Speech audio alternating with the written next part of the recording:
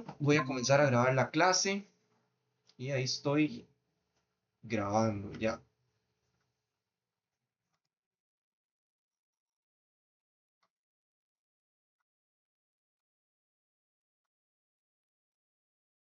Ok, entonces estamos terminando el módulo 3. Vamos por la semana 4 ya. Y la semana pasada lo que vimos fue la clase corta de lavado de manos y el video eh, del caso en Escocia de intoxicación por alimentos.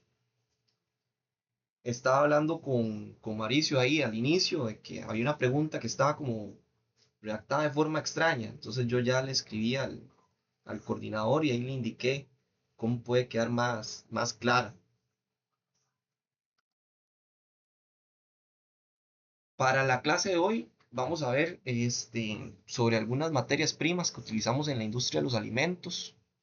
Si las materias primas siempre son fundamentales porque es la base sobre la que vamos a desarrollar, ¿verdad? Los productos que vamos a hacer son los bloques constitutivos. Y si estos bloques iniciales, si esta materia prima está mal, bueno, lo que nosotros vayamos a producir de ahí en adelante va a seguir mal. Si entra basura, basura sale.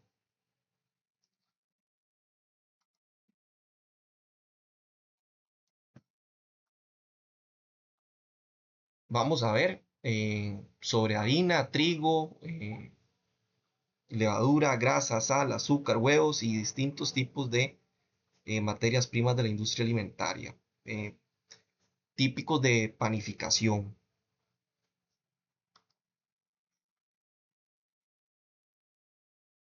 La harina y el trigo, aunque en Costa Rica no somos productores de trigo por nuestros climas, sí somos importadores y procesadores.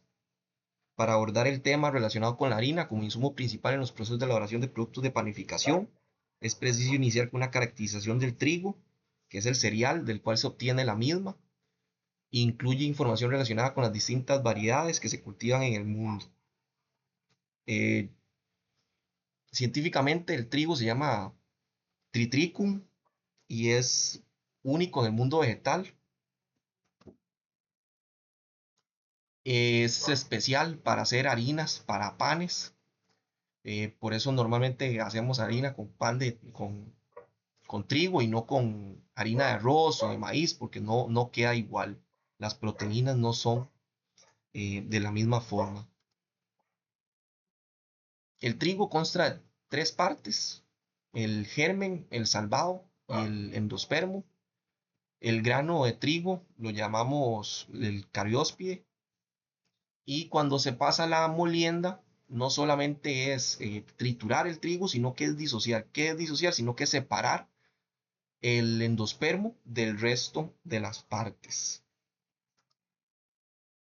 El germen, también conocido como el embrión, es la parte del grano donde se inicia el crecimiento de la planta nueva cuando se siembra la semilla.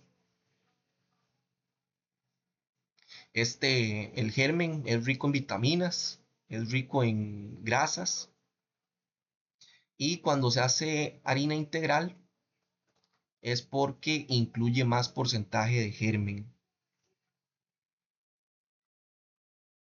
A menudo normalmente se elimina completamente el germen porque si se elimina, se aumenta la vida útil de la harina y también la harina queda más refinada y queda la harina blanca, que esa es la harina normal que consumimos. Una harina integral es más oscurita. Esa harina más oscurita es la que trae un poco más de germen. Vamos a tener el salvado, que está formado por varias capas y su función es proteger la estructura del grano. El salvado es como la capa externa del grano, es como la armadura. Esa parte es como fibra y minerales.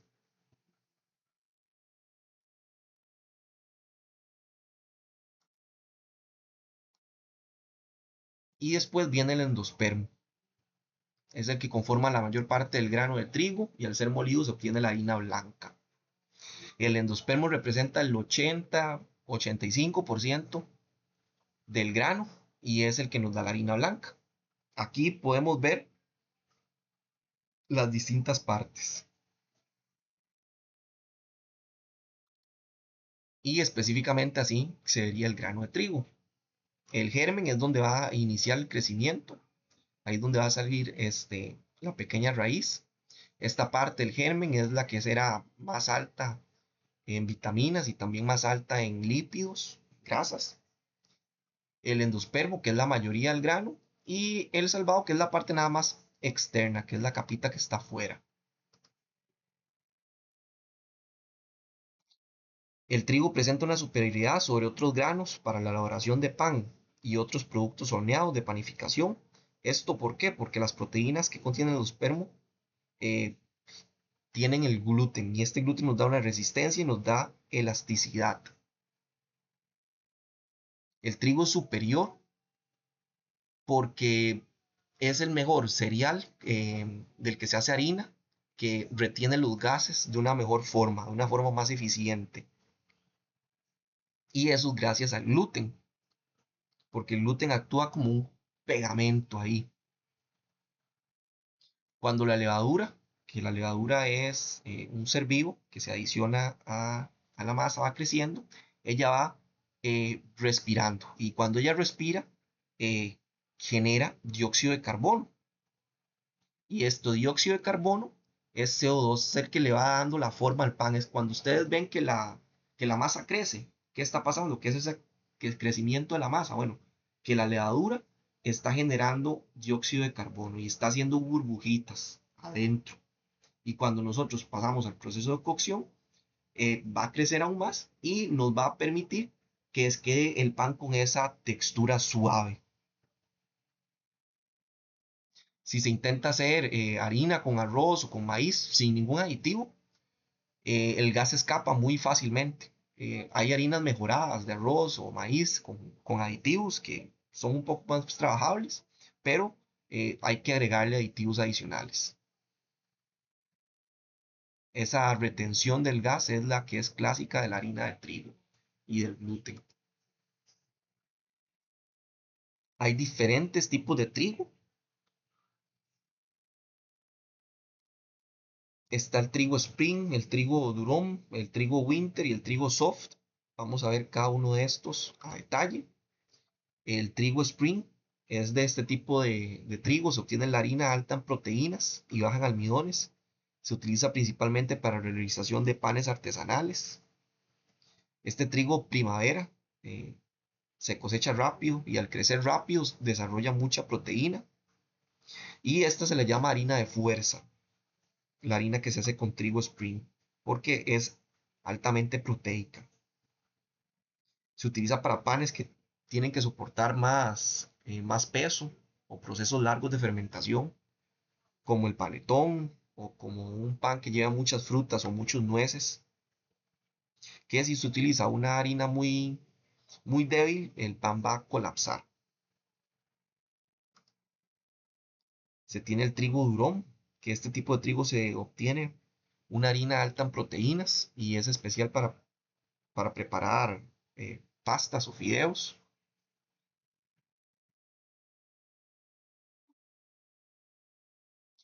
¿Por qué este se utiliza en pastas y no en pan? Bueno, porque el gluten que tiene es fuerte, pero es poco elástico, es más rígido.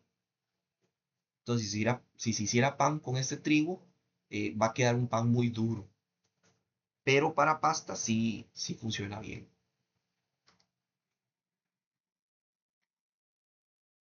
Tenemos también el trigo winter o invierno. A partir de él se obtiene una harina con niveles intermedios de proteínas y almidones y se utiliza para panes dulces, salados y para bollos. Este trigo se cultiva, se cosecha en el invierno. Bueno, mentira. Se cultiva en otoño, duerme en invierno, pasan en invierno y después se cosecha hasta el verano. Pero la mayor parte del tiempo que pasa creciendo es en invierno.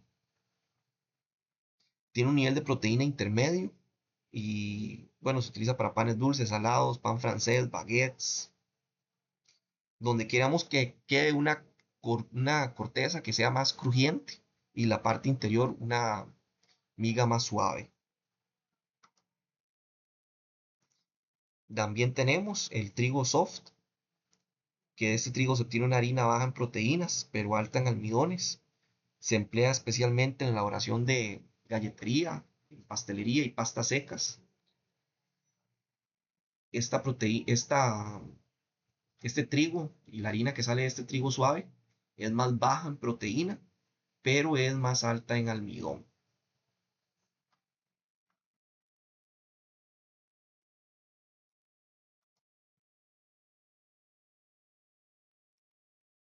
Para la molienda del trigo, el grano de trigo pasa por diferentes fases de molienda, de las cuales se obtiene una serie de productos con características diversas.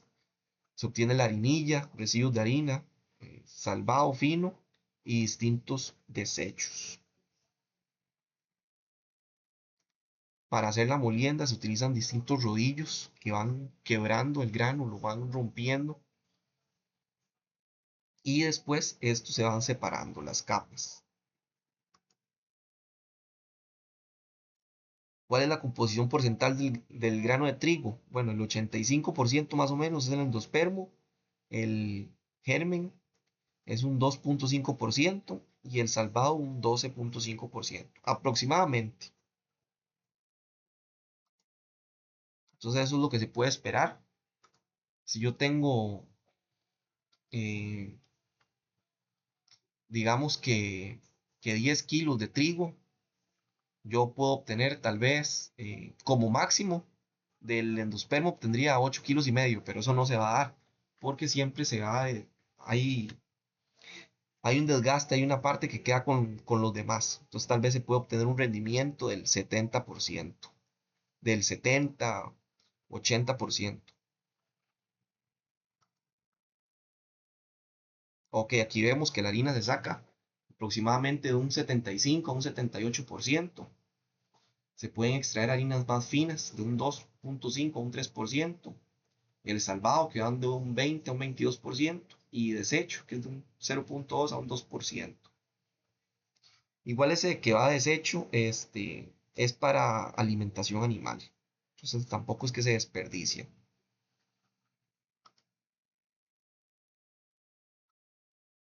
La harina es el producto derivado de la molienda del grano de trigo que se utiliza mayoritariamente en la elaboración de productos de panadería y pastelería.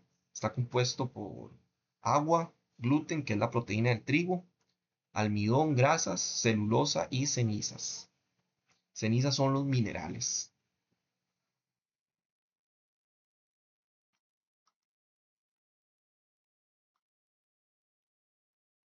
Y podemos tener diferentes tipos de harina. Podemos tener harina fuerte, semifuerte o débil. También para medir esta fuerza de la harina se utiliza un aparato que se llama un aleógrafo de chopping y que este aparato, este equipo, nos da un valor de W y este valor es el que nos va a indicar como la fuerza de la harina. Si una harina es débil, si tiene una W baja, menos de 100, y una harina es fuerte, si tiene una W alta, que nos da más de 300. Entonces eso es un término ahí más técnico que podemos conocer respecto a las harinas. La harina fuerte es el producto resultado de la primera molienda del grano de trigo y su color es el más blanco. Cuando hablamos de fuerza, hablamos de proteína. Una harina fuerte anda por encima del 12-13% de proteína. Y este es indispensable para panes que llevan mucha grasa o frutas, como el panetone, o procesos más largos de fermentación, como el de masa madre, ya que se necesita una red más consistente para que no colapse con el peso de los ingredientes que se le agregan. Y también una harina fuerte absorbe más agua. Hasta aquí, ¿alguna duda, alguna consulta? ¿Todo claro?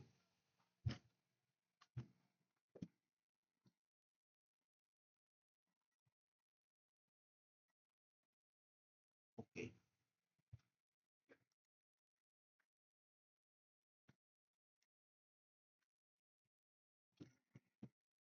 Tenemos la harina semifuerte, que es el producto obtenido de la multuración de las sémolas y su color es blanco también. Este es un intermedio entre la harina fuerte y la harina débil. Y la harina débil es el producto de la harina de varias moliendas, son de menor calidad y son un poquito más oscuras.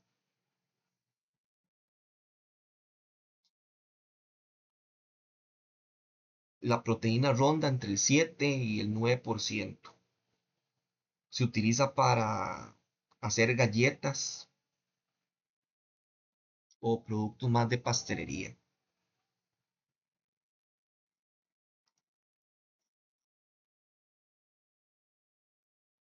Pues la composición de la harina por variedad de trigo. Vamos a ver cada uno de estos. Las harinas de trigo duro se obtienen a partir de trigos rojo duro de invierno y de primavera. Se utiliza mayormente en productos como el pan, dada la cantidad de proteínas que contiene, lo que produce mayor cantidad de gluten. Las características más importantes que se observan en las harinas provenientes de este trigo son el color, la cantidad y la calidad de las proteínas, la capacidad de absorción del agua, la retención de gas que se forma durante la fermentación y la tolerancia al mezclado. Esto, la retención de gas, es lo que les mencionaba, que es muy importante eh, en las harinas más fuertes, porque queremos que retengan gas para que sean esponjosos.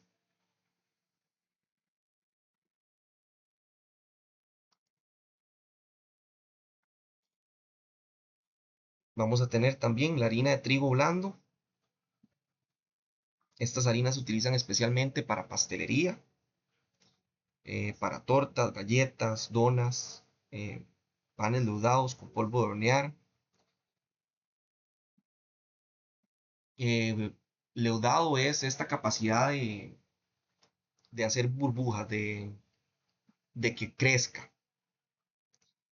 Estas harinas usualmente se muelen para un tipo de producto específico, así que si tenemos harina destinada para tortas blancas, no va a ser útil para galletas. En pastelería, al contrario que en pan, no se quiere desarrollar el gluten, porque si se utiliza más bien una harina fuerte para un queque, nos va a quedar con una textura más de goma. Y se busca más bien eh, una sensación que sea suave, que se desmorone en la boca. Características de la harina. Para que una harina sea panificable debe cumplir con ciertas características, entre las cuales están las siguientes: extracción, tolerancia, absorción y fuerza. Dependiendo de para lo que nosotros requiramos la harina, así van a ser estos puntos. Nosotros necesitamos tener claro para qué la vamos a necesitar y tener las especificaciones de cuál es el tipo de harina que vamos a necesitar. La extracción hace referencia a la cantidad de harina utilizada del grano de trigo para elaborar pan. La tasa de extracción está directamente ligada al color. Una harina de un 72% es una harina muy blanca, porque solamente trae el endospermo, y una extracción mayor del 85% ya es una harina que es más grisácea o más integral, porque ya incluye esta parte de la cáscara. La tolerancia es la capacidad de crecimiento que tiene el pan después de haber completado su desarrollo. La tolerancia es como la capacidad de la harina eh, de perdonar los errores del panadero. Si una harina tiene una tolerancia a la fermentación alta y el panadero se distrae y deja la masa 20 minutos más de la cuenta, bueno, la masa no va a crecer ni se va a acidificar. Si la harina tiene baja tolerancia, que es muy vieja o muy débil, eso podría arruinar la producción. La absorción se refiere a la cantidad de humedad máxima que puede absorber la masa.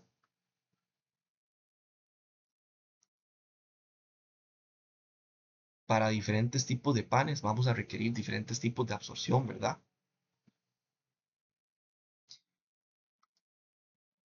La fuerza es la característica que tiene que mantener el volumen, es la característica que tiene que mantener el volumen deseado, una buena consistencia y una miga fina. La fuerza no es solo que la masa sea dura, sino es que también tenga un equilibrio. Por ejemplo, Imagínense una liga de hule. Tiene tenacidad, que es qué tan difícil es estirarla, ¿sí? Qué tan dura es, y la extensibilidad, que es qué tan lejos llega antes de romperse.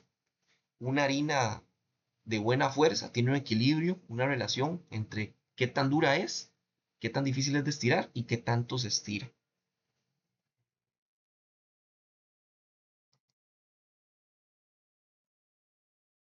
La composición de la harina. En base seca, la harina de trigo posee 6 componentes: almidón, proteínas de reserva, pentosanos, lípidos, proteínas hidrosolubles y compuestos inorgánicos.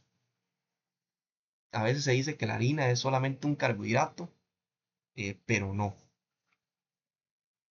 La harina trae más que solamente carbohidratos. Trae almidón, que esta es una fracción de la harina con un 65%. Está compuesto por amilosa en un 23% y amilopectina en un 73%. Tiene la función de relleno. Al aumentar la viscoelasticidad de la masa, posee una influencia crítica durante el horneado, al gelatinarse, así como en su almacenamiento por el endurecimiento del pan. Cuando se da el endurecimiento del pan, se le llama la retrogradación del almidón, y el pan no se pone duro solo porque va perdiendo agua, sino que se pone duro porque el almidón eh, intenta cambiar de forma a una forma cristalina.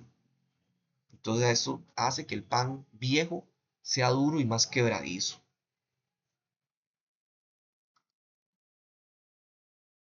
El gluten, esta proteína se forma cuando se trabaja una masa por la unión de las gluteínas y las prolaminas. Una harina con un 12% de proteínas va a tener alrededor de un 10% de gluten.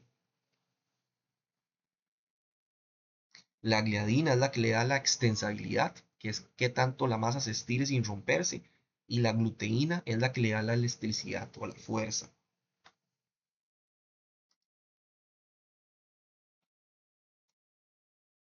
Los pentosanos son polisacáridos, pero diferentes al almidón, y están presentes en un 2 a un 2,5% en la harina. Sin embargo, a pesar de su bajo porcentaje, tienen una influencia muy grande en las propiedades de la masa. Son gomas y por lo tanto absorben varias veces su cuerpo, su peso en agua. Los pentosanos sirven como esponjas para absorber agua, aunque son pocos, un 2%. Compiten con el gluten por el agua. Si la harina tiene demasiados pentosanos, la masa se vuelve muy pegajosa y difícil de manejar, aunque no tenga tanta agua, porque la va a absorber.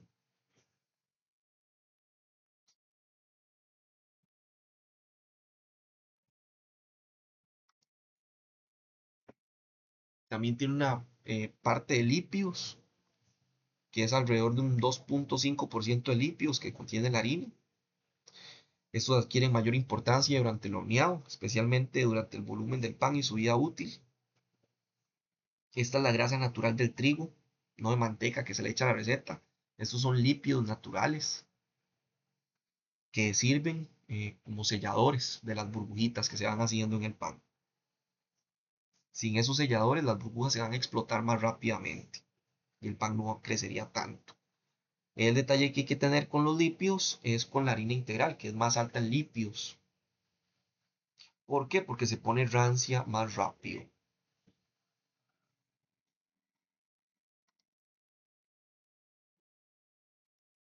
Vamos a tener también proteínas hidrosolubles, que estas corresponden de un 2 a un 3% del peso total de la harina y contienen albuminas y globulinas, además de pentosanos. Estos no hacen estructura, sino que son solubles en agua.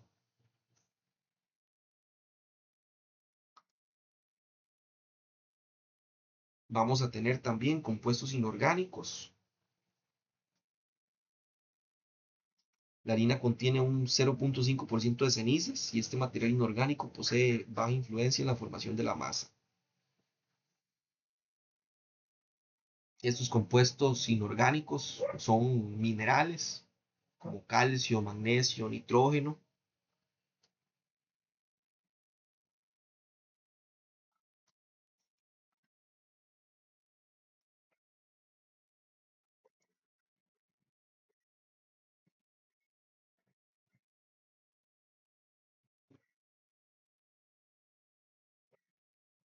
Vamos a ver la conservación de la harina. La harina debe tener un adecuado proceso de maduración luego de su producción, después de que termina la molienda, con la finalidad de alcanzar el punto óptimo de las características que le son propias. El tiempo de maduración de la harina va a depender de varios factores, va a depender de la variedad del trigo, del tiempo de conservación, de la conservación del trigo y la harina. Cuando se tiene esta harina recién producida, se le llama harina verde. Y si se hace pan con la harina recién hecha, bueno, el gluten aún es muy débil y la masa va a ser inestable. La harina necesita reposar. ¿Qué es ese reposo? Ese reposo se da una oxidación con el aire y en unas semanas ya gana fuerza.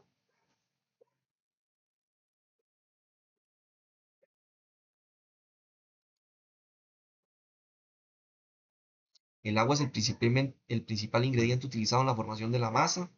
Sin embargo, se debe tener cuidado con sus características, especialmente a nivel de dureza, por el contenido de minerales que acarrea consigo y el pH. La dureza del agua. Lo ideal es trabajar con un agua de dureza media de 50 a 100 partes por millón y un pH que esté en un rango de 4.5 a 6. ¿Qué es la dureza del agua? Bueno, la dureza de agua es los minerales que trae disuelta el agua. Se habla de que una agua es dura si trae entre 100 y 200 partes por millón de sales de calcio y de magnesio. Una agua medianamente dura es entre 50 y 100 partes por millón de sales de magnesio y de calcio. Y un agua suave es ya un agua que tiene menos de 50 partes por millón.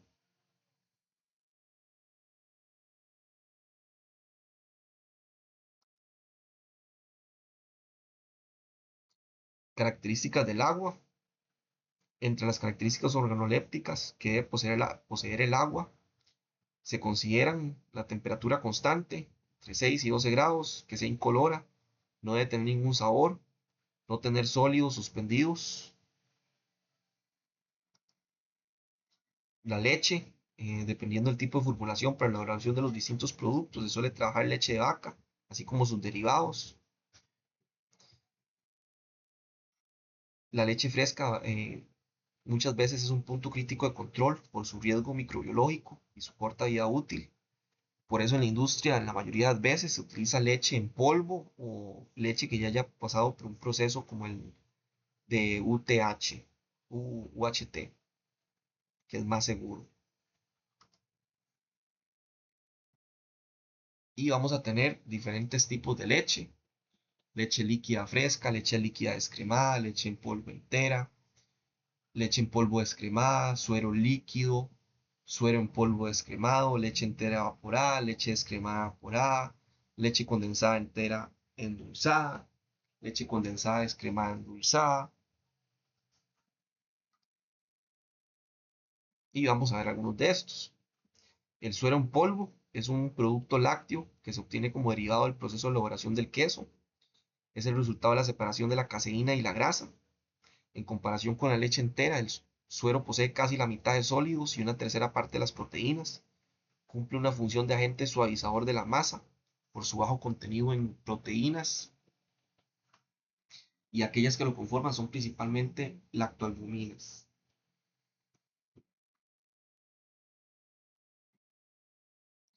El suero es el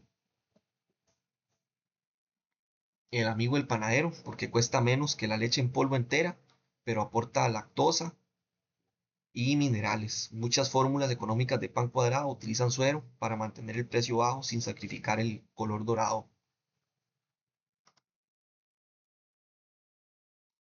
La leche en polvo descremada se obtiene cuando se prepara la grasa de la leche líquida y luego este líquido se pulveriza o se seca mediante un sistema de rodillos o aspersión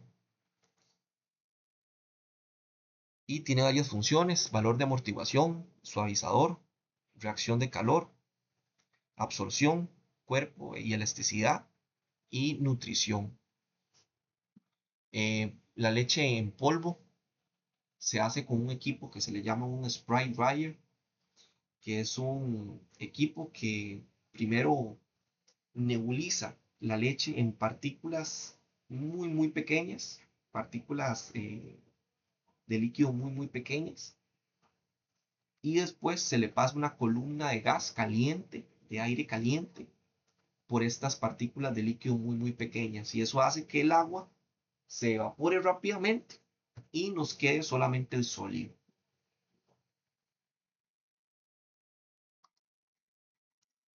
El valor de amortiguación: esta, esta leche es capaz de producir un efecto amortiguante o tampón, puesto que controla los cambios bruscos de la acidez de la masa durante el proceso de fermentación. Esto significa que evita que la masa se avinagre rápido. Si hacemos una masa madre o un prefermento largo, es mejor agregar leche porque va a ayudar a que el sabor sea suave y lácteo en lugar de un sabor más ácido. Sirve como suavizador. Al contener lactosa y lactoalbumina, produce un efecto suavizante o ablandador en la estructura de la miga. La lactosa no solamente suaviza químicamente, sino que también es un azúcar que va a retener humedad. Entonces un pan que se hace con leche se va a sentir un poco más fresco por varios días más que un pan hecho solamente con agua. Reacción al calor: la lactosa representa el principal azúcar de la leche. No es fermentada por la levadura, por lo tanto reacciona con las proteínas y cuando el producto está en el horno. Aquí pasa una reacción de Maillard: como la levadura no se come la lactosa, este azúcar queda intacto en la masa hasta que entra al horno. Ahí se combina con las proteínas y genera un color cafecito, un dorado intenso y apetitoso que no se logra solamente con el azúcar.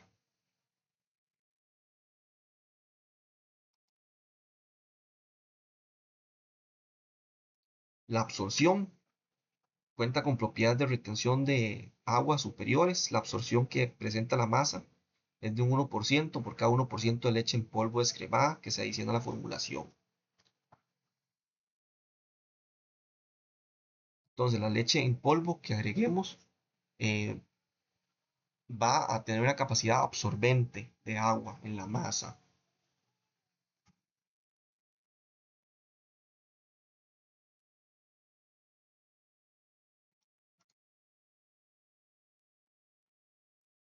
Cuerpo y elasticidad: la caseína, la cual se encuentra en gran cantidad en la leche en polvo descremada, fortalece la masa, por lo que provee de más cuerpo y elasticidad a la miga.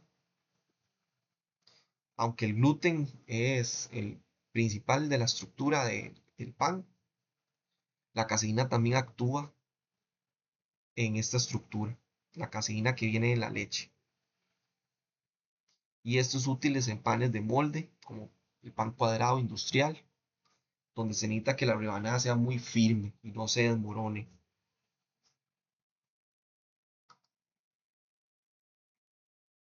En la parte de nutrición, al tener la caseína, se da un buen balance a nivel de aminoácidos y le da un alto valor nutritivo a los productos alimenticios.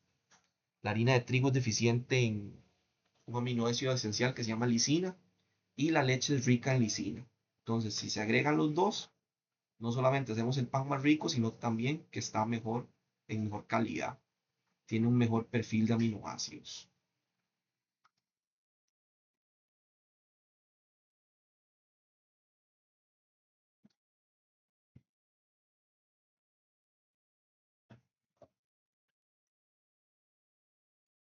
La levadura es un hongo unicelular que solo se puede observar con la ayuda de un microscopio. Ella es la que causa la fermentación cuando se tienen las condiciones adecuadas de temperatura, humedad y disponibilidad de alimento.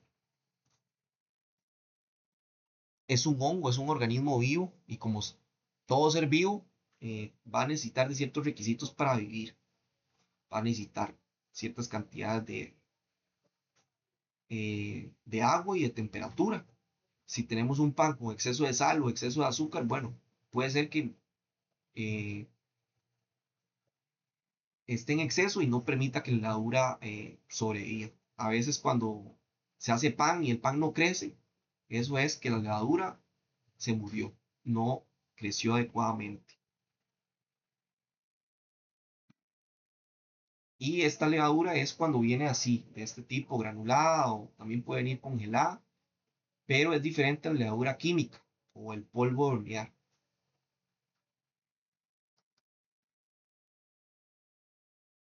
La fermentación, esta consiste en hacer que el pan aumente su volumen por medio de la transformación de los azúcares y los almidones en alcoholes y dióxido de carbono.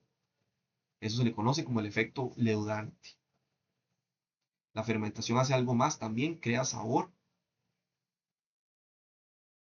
sabor característico en el pan. Cuando se da una fermentación más lenta, da un sabor más profundo y un aroma más superior. Podemos tener diferentes tipos de levadura: levadura fresca, levadura activa, seca, granulada, levadura instantánea o crema líquida de levadura. Y la elección va a depender de la planta, de lo que se requiera.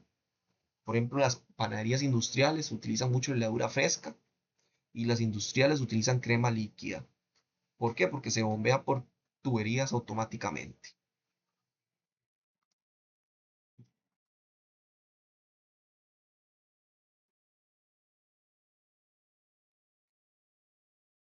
La levadura fresca, esta se encuentra en forma de pasta, se obtiene a partir de la crema de levadura, la cual se deshidrata hasta llegar a tener entre un 32 y un 34% de sólidos.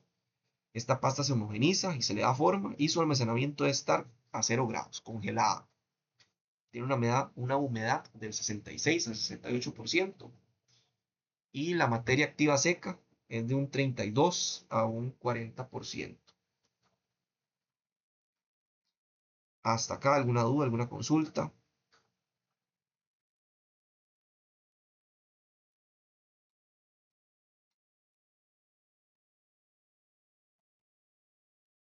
¿Todo claro?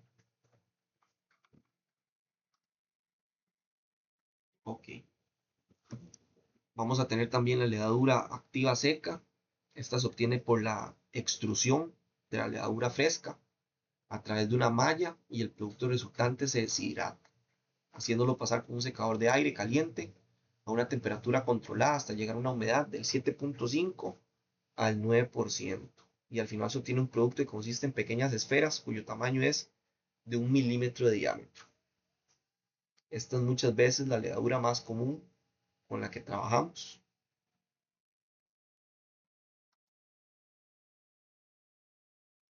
Vamos a tener también la levadura instantánea, que su producción se basa en la aplicación de un proceso de secado de la levadura fresca. Consiste en la deshidratación rápida de la pasta de levadura en una torre de fluidización de aire deshidratado para alcanzar una materia seca al final del 95%.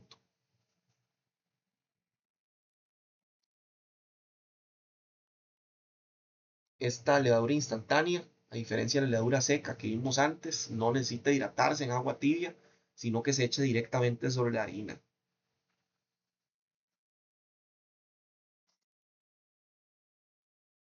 Y vamos a tener ya finalmente las levaduras, la de crema líquida de levadura. Este tipo de producto representa una innovación dentro del mercado, es la levadura en la etapa de elaboración previa a la conversión de levadura seca y se distribuye a granel en camiones refrigerados hacia tanques de almacenamiento refrigerados.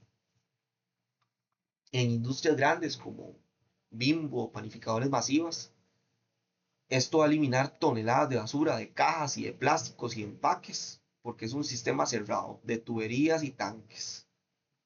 Se reduce mucho más el riesgo de contaminación cruzada porque hay menos manipulación. Y el detalle en la crema líquida de levadura es la refrigeración, que tiene que tener un buen sistema de refrigeración. Y si se traslada por tuberías internas. Bueno, esas tuberías tienen que tener un sistema de limpieza. Se le llama limpieza, un sistema de limpieza SIP.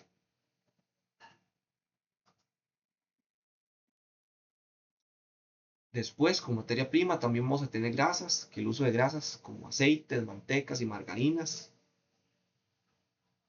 es fundamental por la función que estas cumplen durante el proceso de elaboración de distintos productos. Por ejemplo, para el pan ayudan en la liberación en la lubricación del gluten.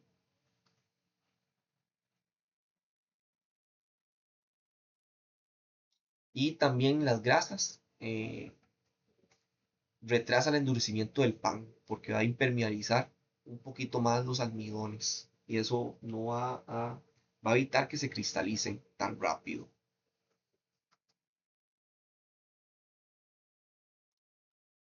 La clasificación, podemos clasificar las grasas según la fuente y este es el indicador de las características que posee la grasa, las cuales a su vez la convierten en la más apropiada para una aplicación específica.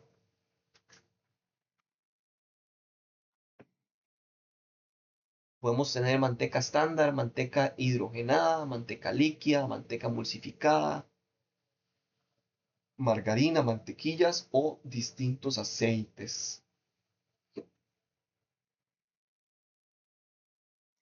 Para los panes hay que ver bien el punto de fusión de la grasa que vayamos a utilizar, que es a qué temperatura se derrite.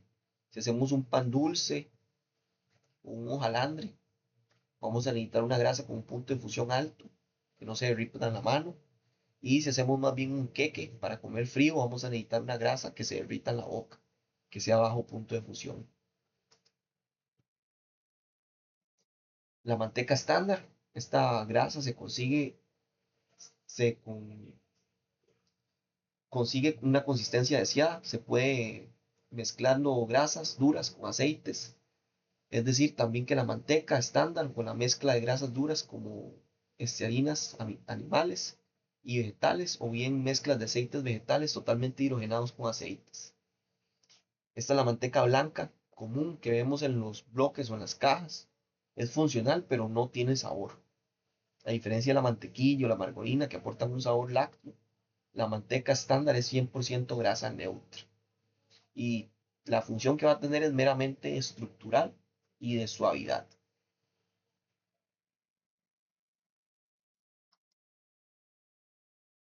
La manteca hidrogenada, para la obtención de esta grasa, se hidrogena parcialmente el aceite original con la finalidad de que tenga una consistencia y un punto de fusión específicos. Estas grasas tienen mayor uniformidad y mejores propiedades plásticas que la manteca estándar. Su rango de plasticidad varía entre los 0 y 35 grados comparado con el rango de 15 a 27 de las mantecas estándares. La manteca hidrogenada va a ser más estable.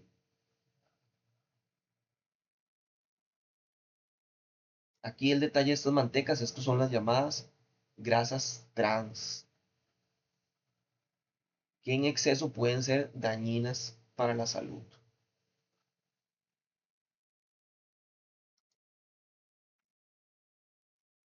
Vamos a tener también la manteca líquida, que está constituida mayormente por aceites vegetales, en los que se suspenden diferentes tipos de escamas de grasas, que le confieren un mayor punto de fusión, y emulsificantes que actúan como emulsificantes y acondicionadores de la grasa.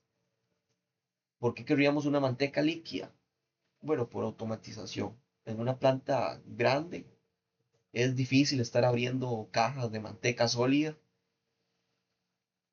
sino que una manteca líquida es más fácil porque se bombea automáticamente. Vamos a tener manteca emulsificada, que está compuesta por combinaciones de ácidos grasos y surfactantes, los cuales ayudan a aumentar la aireación y la retención de la humedad y la estabilización de la manteca. Son de uso específico para tortas, dado que posibilita aumentar los niveles de azúcar y líquidos en las formulaciones. Es clave para hacer los pasteles.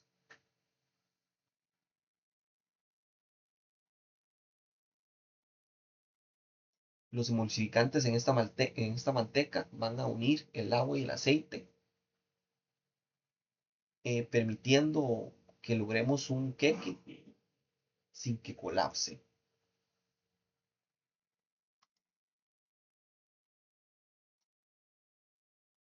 Vamos a tener también la margarina, que es emulsión de agua en aceite, contiene aproximadamente 80% de grasa, más agua, sólidos lácteos, sal, emulsificantes y otros ingredientes. Puede haber margarina de mesa, de grado panadero, danesa para el laminado o especial para pastas de hojaldre.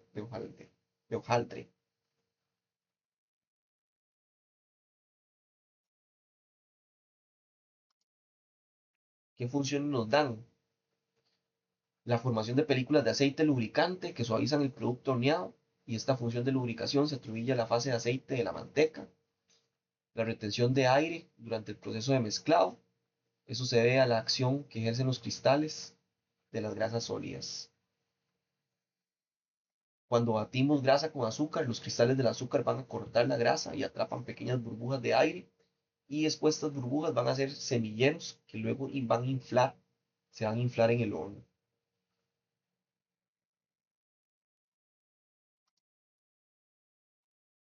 La sal, el cloruro de sodio, conocido comúnmente como sal común o de mesa, tiene la propiedad de disolverse fácilmente en el agua, dando a las masas un sabor característico. La sal se utiliza en las masas fermentadas.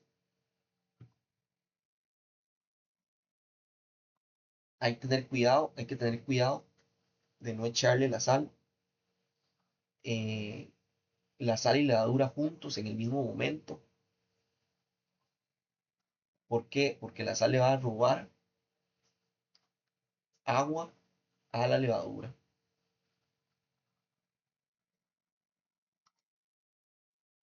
Efectos de la sal: va a fortalecer el gluten, va a darle aumento de absorción del agua, va a dar detención de la actividad de la levadura, va a inhibir la acción de las bacterias ácidas, va a dar un efecto antioxidante, va a dar una producción de corteza más fina y crujiente, va a conferir un gusto y un sabor especial y va a aumentar el tiempo de conservación. Sin la sal, la levadura va a comer azúcar más fuertemente y puede generar tal vez mucho gas de una forma más rápida.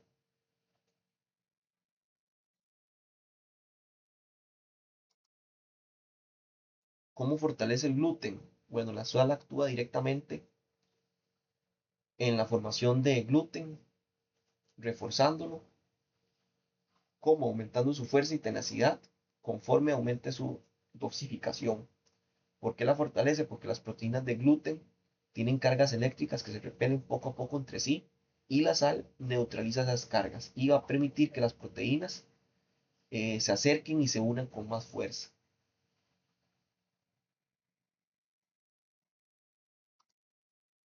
Va a aumentar el aumento de la absorción de agua.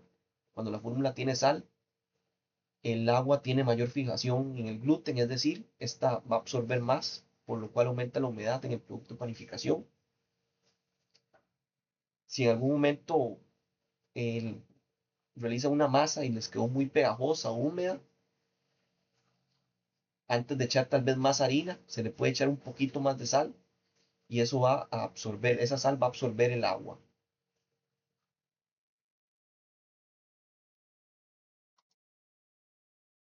Va a detener la actividad de la levadura. Cuando una formulación tiene sal en exceso, se disminuye el proceso de fermentación e incluso se puede detener.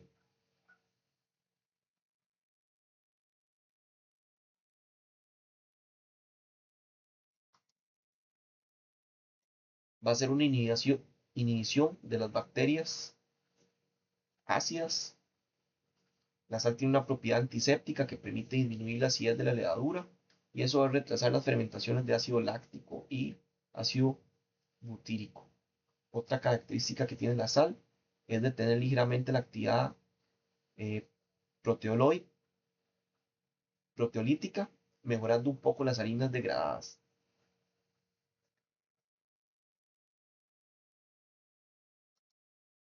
Efecto antioxidante. La sal, al ser adicionada antes del amasado, por su poder antioxidante, detiene el blanqueamiento de la miga y potencia su sabor. Por el contrario, si se adiciona al final del amasado, hay una oxidación superior, lo que convierte el producto en panes con migas más blancas y faltos de sabor.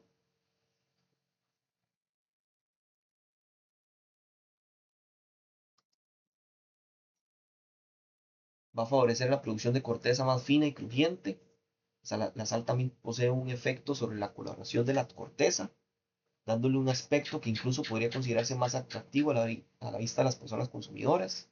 El pan que no lleva sal en su coloración es más pálido, por lo tanto su apariencia puede verse menos apetecible.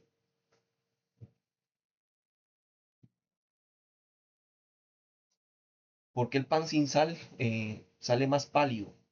Porque la sal, como vimos en una diapositiva anterior, va a detener un poco la levadura. Y si la levadura trabaja descontroladamente, va a consumir todo el azúcar del pan, todo el azúcar disponible. Y si no queda azúcar disponible, no va a haber proceso de caramelización. No se va a caramelizar, no va a cambiar de color, no va a pasar una reacción de Maillard. Y con la sal va a permitir que sobre un poquito de azúcar, que va a permitir dar ese color dorado.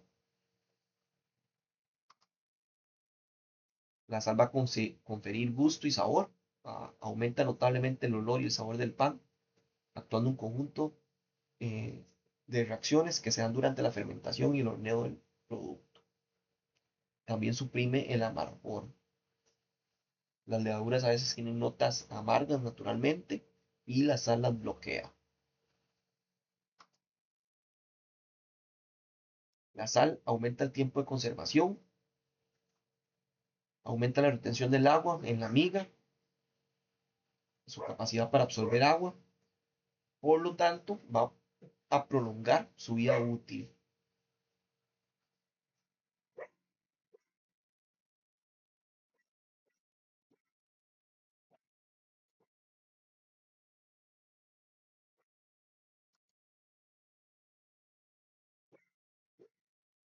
Dosificación de la sal. Generalmente lo que se debe agregar al pan es un 2% de sal con respecto al 100% de harina. Es decir, si estamos trabajando con 1 kilo de harina, van 20 gramos de sal.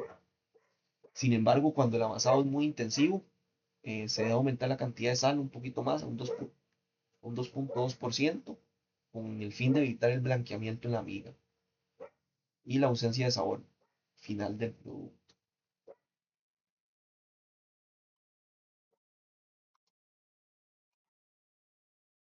El azúcar es un compuesto formado por una molécula de glucosa y una de fructosa que se obtiene principalmente de la caña de azúcar o de la remolacha. El 27% de la producción total mundial se realiza a partir de la remolacha y el 73% a partir de la caña de azúcar.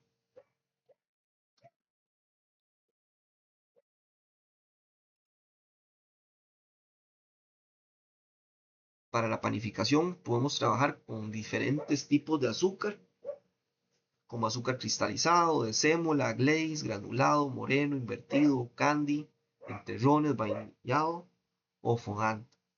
Vamos a ver cada uno de esos. El azúcar cristalizado es el más común y más utilizado. A su vez es medianamente refinado. El azúcar de sémola es cristalizado pero molido muy fino con el fin de que se disuelva más fácilmente. Ese también se le llama caster sugar.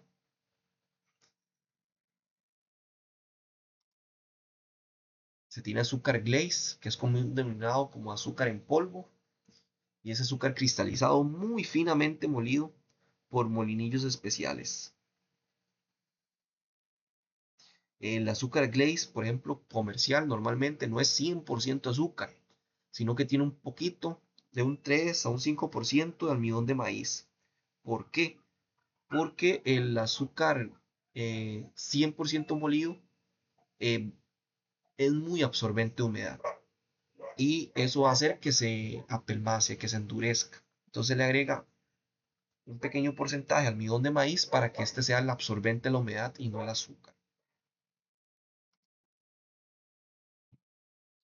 Se tiene azúcar granulado, que es cristalizado y se encuentra en diferentes tamaños, fino, medio y grueso. Este tipo de azúcar se puede utilizar tanto en la mesa como en la elaboración de productos de panificación. Se tiene azúcar moreno, que es aquel que está parcialmente refinado, es decir, que contiene una pequeña parte de melaza. Se obtiene en la primera fase del lavado y centrifugado del azúcar. El azúcar moreno tiene una mayor cantidad de minerales respecto al azúcar blanca o refinada. Se tiene también azúcar invertido, que este se obtiene a partir de la mezcla en partes iguales de glucosa y legulosa. Este producto es producto del desdoblamiento del azúcar de caña por una acción enzimática o de ácidos a una temperatura específica. Y el azúcar invertido se utiliza para hacer bizcochos y que duren por más tiempo. Tiene un poder humectante mucho mayor que el azúcar común para retener el agua eh, más fácilmente. Y además que es más dulce, hasta un 30% más dulce que la sacarosa regular. Se tiene azúcar candy, que son piezas de azúcar que provienen de la recristalización del azúcar. Este tipo de azúcar es de disolución extremadamente lenta debido a su baja superficie de contacto y se utiliza para decoración de productos de alta gama. Se tiene azúcar en terrones, que es refinado y cristalizado. Este se humedece y se comprime en bloques, ya sea cuadrados o rectangulares. Este es el que se ve en las películas que utilizan para tomar café, cuadritos de azúcar o té.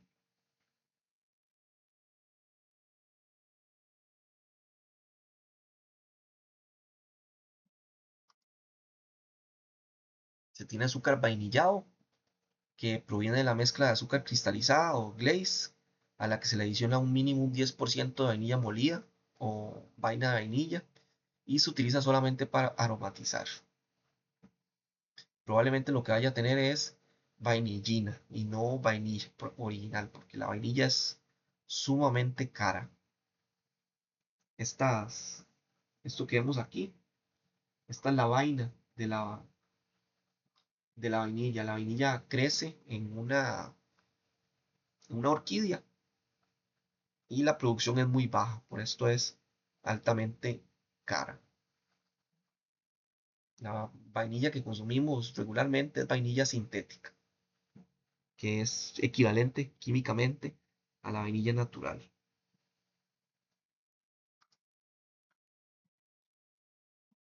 Vamos a tener también azúcar fondant, que es el resultado de una mezcla de azúcar y agua a ebullición hasta formar el almíbar de glucosa a punto de soplo o burbujas encadenadas a una temperatura de 115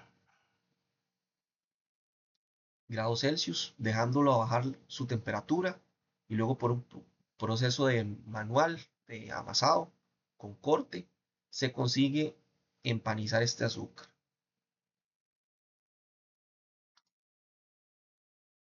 La fermentación del azúcar, se da una fermentación alcohólica, las levaduras toman el azúcar y lo transforman en etanol. Por eso cuando realizamos una cerveza o algún otro fermentado, también se utilizan eh, una levadura que va a transformar el azúcar en alcohol que va a quedar ahí. Pero en un pan este alcohol se va a evaporar.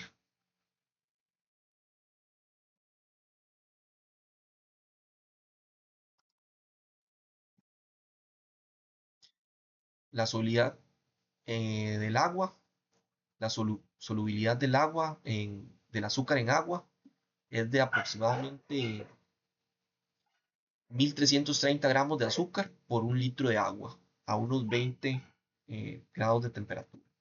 Si se aumenta la temperatura, se va a aumentar la solubilidad, y si se reduce la temperatura, se va a reducir la solubilidad.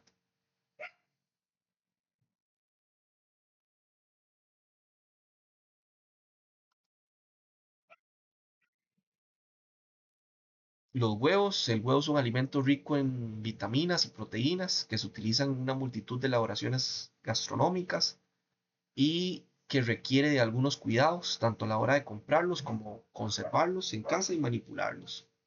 El huevo representa un riesgo biológico porque puede traer salmonela.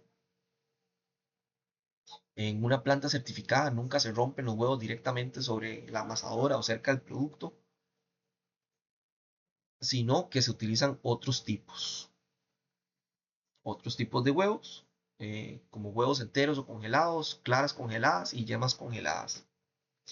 También se venden huevos pasteurizados,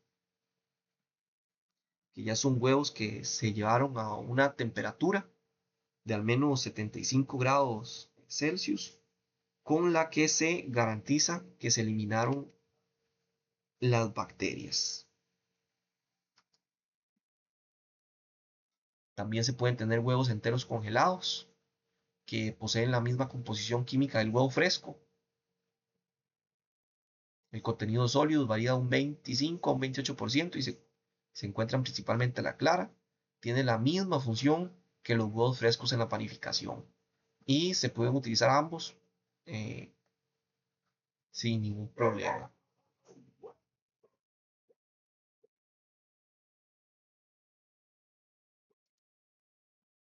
Se pueden tener también claras congeladas. Estas tienen un 11% a 14% de sólidos y si este porcentaje aumenta es señal de que los huevos no son frescos. Estos sólidos poseen un 90% de proteína y un 10% de material mineral. Las claras congeladas van a servir como espumante porque al ser altos en proteína, en albumina, van a retener, eh, van a hacer, van a permitir que se hagan burbujas de aire y retenerlas. ¿Alguna duda? ¿Alguna consulta?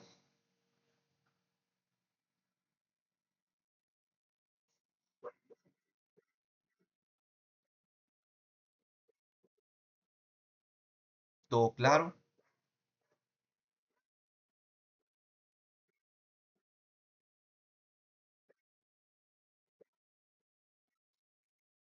Si no tienen ninguna duda ni ninguna otra consulta, hasta aquí llegaríamos con la clase del día de hoy. Que tengan muy buenas noches y nos vemos la próxima semana, empezando el módulo 4.